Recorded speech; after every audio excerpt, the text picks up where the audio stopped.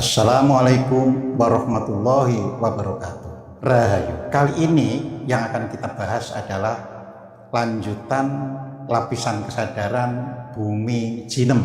Waktu yang lalu sudah kita sampaikan yang pertama, terus sifat-sifatnya ya. Nah, sekarang kita lanjutkan bumi jinem lebih jauh. Jangan lupa bumi jinem itu sebenarnya disetarakan dengan badan sagof.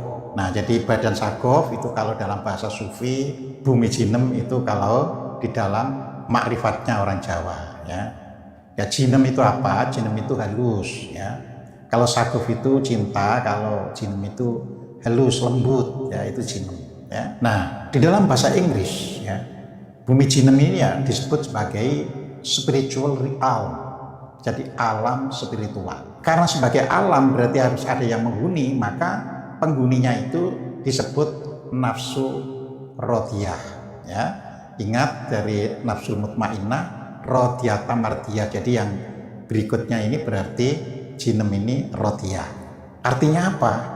Jiwanya sudah anteng. Jadi artinya kalau kita dalam kehidupan ini ya, hidup itu bisa anteng.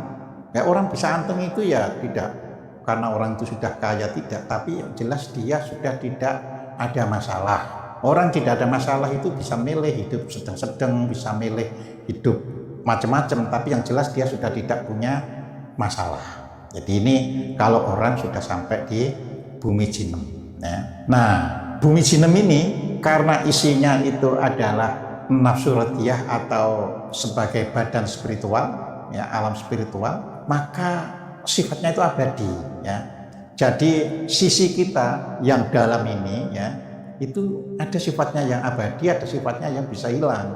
Seperti yang pernah saya sampaikan, kalau misalnya masih lapisan kesadaran pertama yaitu bumi retno, kesadaran kedua bumi soder, kesadaran ketiga ya bumi kolbu, itu masih bisa dilepas, masih bisa dihilangkan.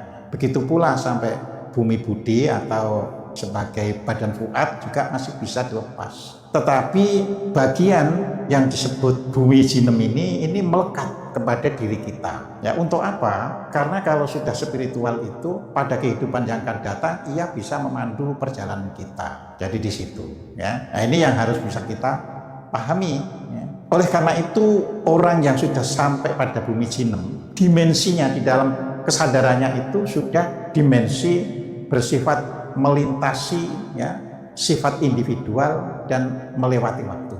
Jadi artinya itu bersifat holistik itu bersifat keseluruhan. Jadi orang yang sudah sampai pada bumi jinem, kalau dia bermimpi maka akan bisa bermimpi terhadap masa lalunya kapanpun. Jadi itu orang yang sudah di bumi jinem. Jadi masa lalu yang pada kehidupan 1000 tahun yang lalu, 2000 tahun yang lalu, 3000 tahun yang lalu itu bisa dilihat kembali. Jadi di situ.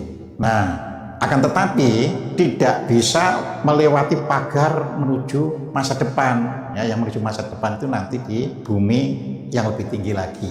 Ya, jadi itu. Nah, semua mitos atau mitologi yang tercipta di bumi ini adalah karya atau hasil dari manusia-manusia yang sudah sampai pada bumi jinem. Jadi cerita itu kan di mana-mana ada kan, ada mitologi orang Inggris, ada mitologi orang Arab, ada mitologi orang Jawa, orang India, orang Cina. Itu punya mitos ya. Jadi mitos itu bukan kebenaran yang nyata di hari ini, tapi itu ingatan yang pernah terjadi di masa lalu. Nah, itu mitologi ya. Nah, mitologi itu sendiri lebih dulu hadir daripada sejarah karena itu adalah produk di masa lalu, tapi diingat kembali dan dituturkan kepada anak cucunya. Salah satu mitos adalah banjir besar yang disebut juga banjir Nabi Nuh ya. Itu adalah mitos ya. Kenapa disebut mitos?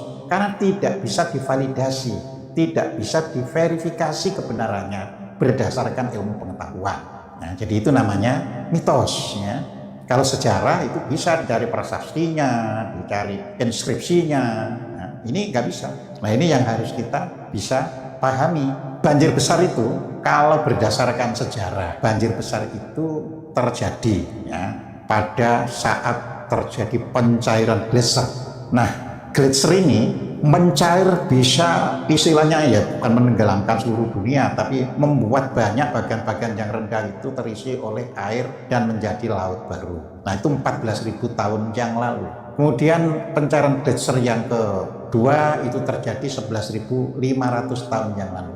Nah, pencairan gletser yang ketiga itu 8.000 tahun yang lalu. Sedangkan banjir Nabi Nuh itu sekitar 5.500 tahun yang lalu. Itu secara sejarah tidak ada. Nah, kemudian kalau kita lihat ya, kalangan agama ya berusaha untuk membuktikan ya kebenaran banjir besar itu. Tetapi perlu diketahui ya, upaya ya membuktikan kebenaran tidak didasarkan kepada catatan, tidak didasarkan kepada bukti-bukti arkeologi. Nah itu namanya pseudoscience. Jadi artinya itu kayak sains tapi sebenarnya ya bukan. Itu pseudoscience ya. Kemudian bagaimana orang yang sudah sampai kesadarannya ini di bumi Jinem? Kalau orang itu kesadarannya sudah sampai di bumi Jinem ya, maka semakin dalam kesadarannya di bumi Jinem itu, kalau bermimpi ya, maka mimpinya itu semakin dekat dengan realitas. Walaupun kita tahu mimpi itu bukan realitas, tetapi seperti realitas ya. Jadi semakin dekat gitu loh ya. Jadi kalau toh ada perbedaan itu ya tidak terlalu lebar, masih bisa oh ya mimpi gini kok, buktinya itu gini ya. Jadi itu namanya semakin dekat dengan realitas.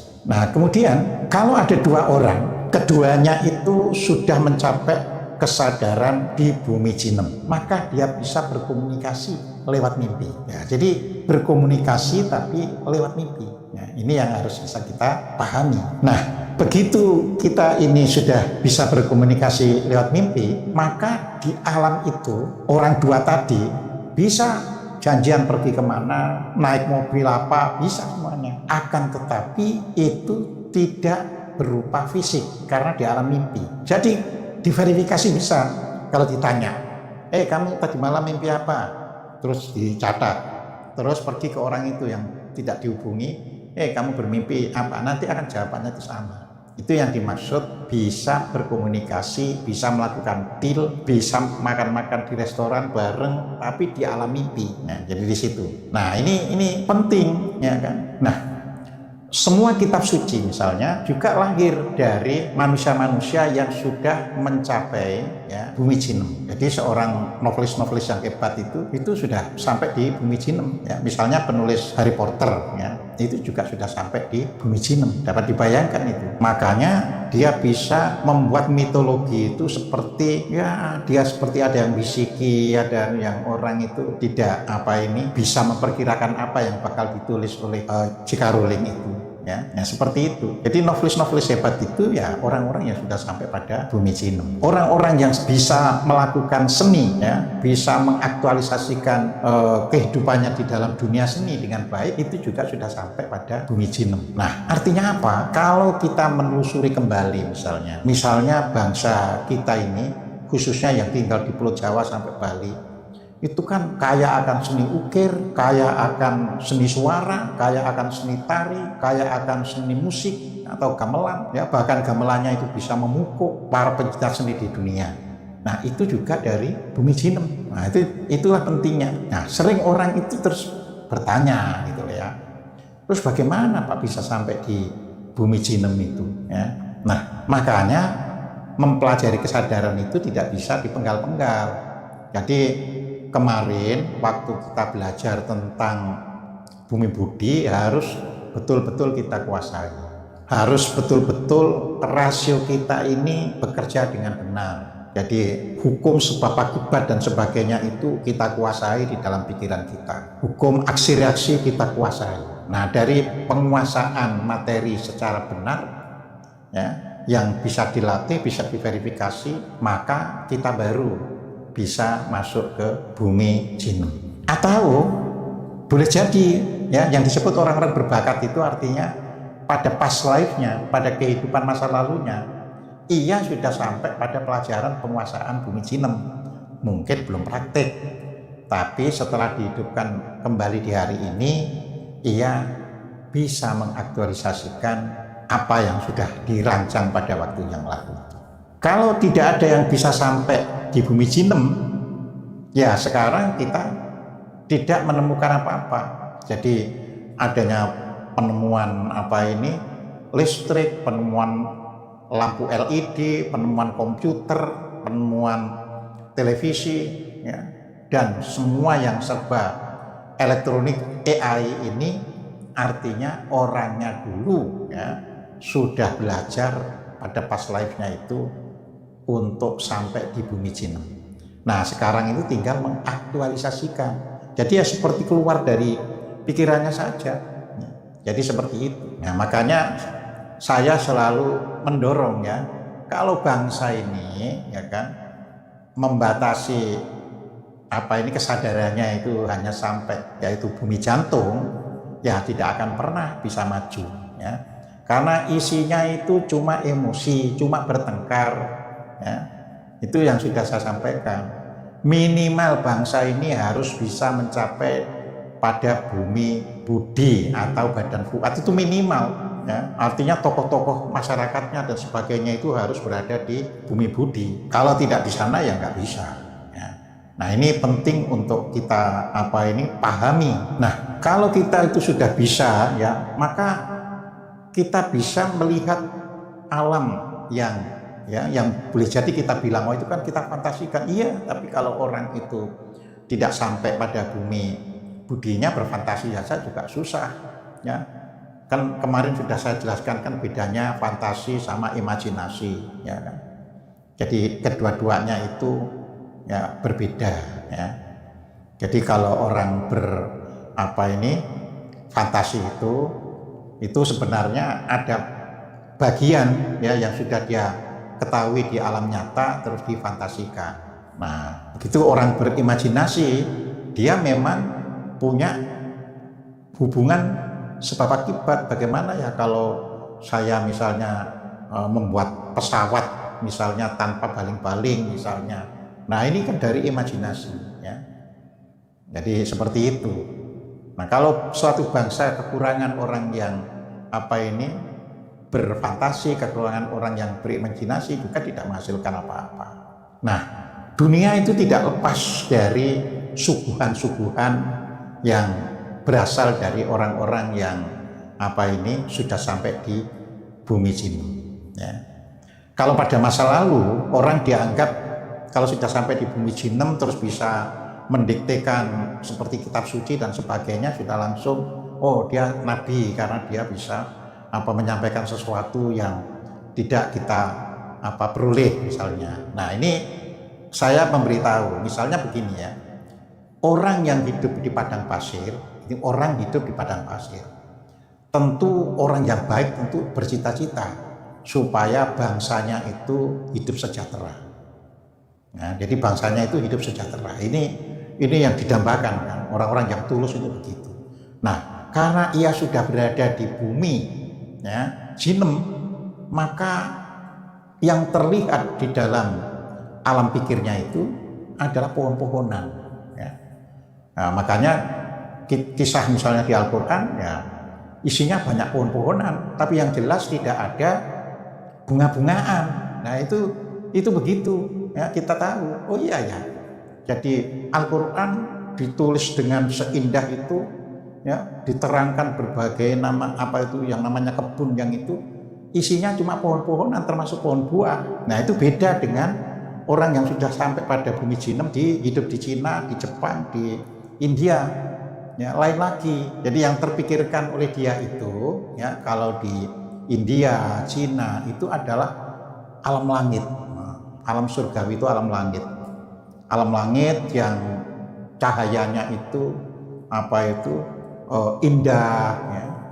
Ya kita lihat saja kan kalau nonton film-film Cina misalnya yang berkaitan dengan dunia metafisiknya gitu.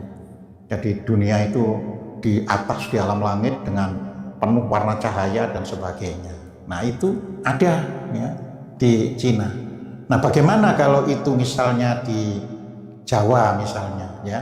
Kalau kita itu membaca kitab kuno yang namanya Sewaka Dharma ya, di situ dikatakan ketika orang itu ya bermeditasi dan melihat alam yang indah itu, yang disebut alam surgawi itu, maka di sana alamnya itu terang tapi sejuk. Karena gambarannya itu ya di Pulau Jawa. Ya, dia tidak gambarkan seperti di Cina, di India, tapi gambarannya di Jawa. Ya, di situ dikatakan ya alamnya itu terang, ya, tidak ada awan, sejuk, ya, loh terang tapi sejuk, dapat dibayangkan.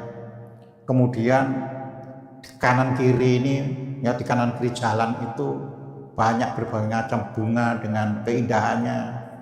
Ya.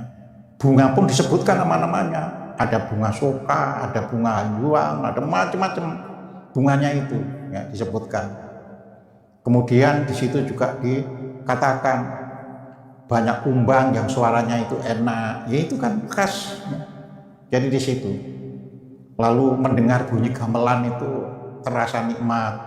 Ya. Lah di padang pasir kan nggak ada gamelan, ya, makanya malah diharamkan. Kalau di sini tuh kenikmatan. Terus disampaikan di situ ranjangnya itu ranjang emas penuh intan, ya. Lalu kaki-kaki ranjang itu dari emas seperti itu. Ya. Nah itulah orang yang sudah sampai di bumi Jinem tapi hidup di Pulau Jawa. Ya. Makanya manusia ini kalau bisa menikmati kehidupan alamnya itu, ya harusnya bersyukur. Kalau sudah naik ke bumi Jinem, ya kita pasti lebih indah ya, daripada yang lain. Ya, jadi di situ. Nah ini yang banyak dilupakan oleh orang. Ya. Makanya kita dorong generasi, ya generasi yang termasuk sekarang itu Gen Z, ya terus Gen Alpha, ya itu pikirannya kita dorong supaya tidak tertutup oleh kabut keadaan sekarang dan akhirnya bisa menyingkap hal-hal yang menutupi masa depannya itu tersingkap. Nah kalau itu sudah tersingkap, dia akan bisa melahirkan kisah-kisah yang diperlukan oleh kehidupan yang akan datang. Baru nanti kan kenyataannya itu ditulis orang sebagai sejarah. Nah ini penting ya. Nah jadi ini adalah bagian 2 bumi Jinem. Kita masih ada bagian pungkasan, yaitu bagian bumi Jinem yang ketiga. Nah demikian saya mengucapkan terima kasih kepada Anda semua, dan bila masih ada yang belum sempat saya sampaikan dan itu berupa kekurangan, maka saya minta maaf. Sekian, wassalamualaikum warahmatullahi wabarakatuh.